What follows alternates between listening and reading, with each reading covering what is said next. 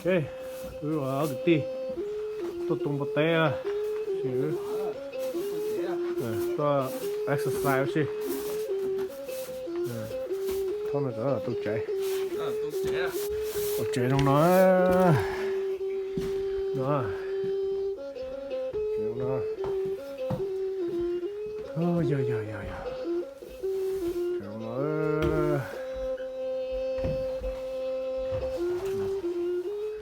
Nghe nó sắp bự số là.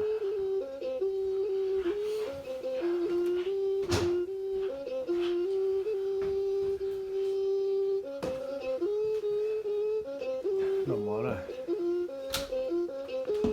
Nó có sau kèm bên nó đó. Nó bự nó. Tiếp lên mà tung một tay.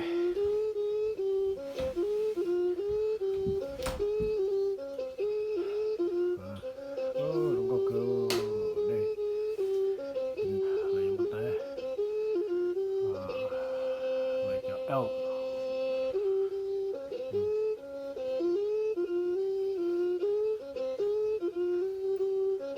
Cho nên giờ chia là to ra. Mà giờ nhóc của là một lửa.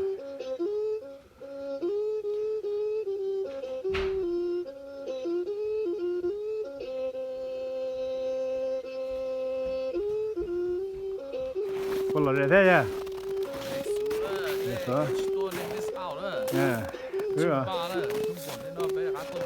Giờ cơ. Tần thọ thả rong nó, nó nói tôi sau tần thọ.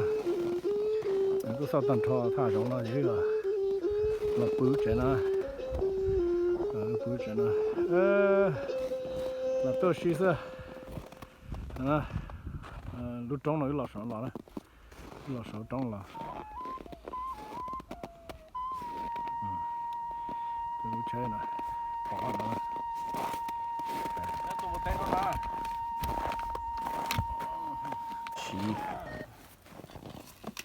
Đó.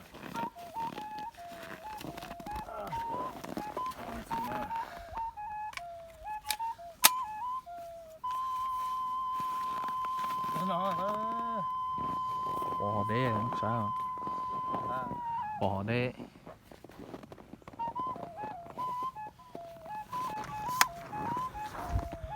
Đó nè, đã rồi.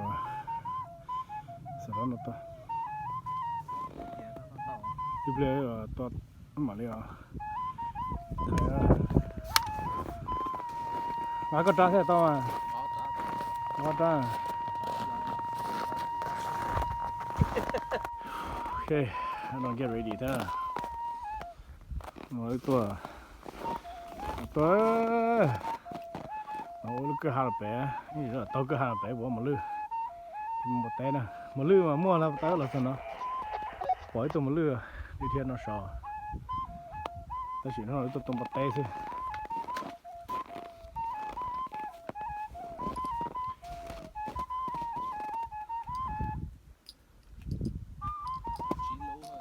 Chỉ lâu thôi, chỉ sao, sao yếu còn lú rồi quá.